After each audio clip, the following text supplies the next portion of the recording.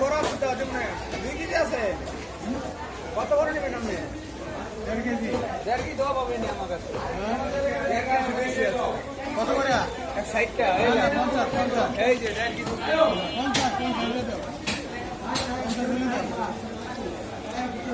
দিবে না? বড় বড় মাছ 50 দিবে না?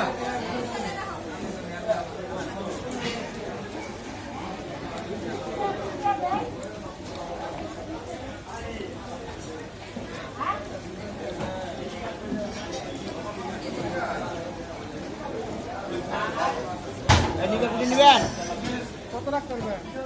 কত নিবেন?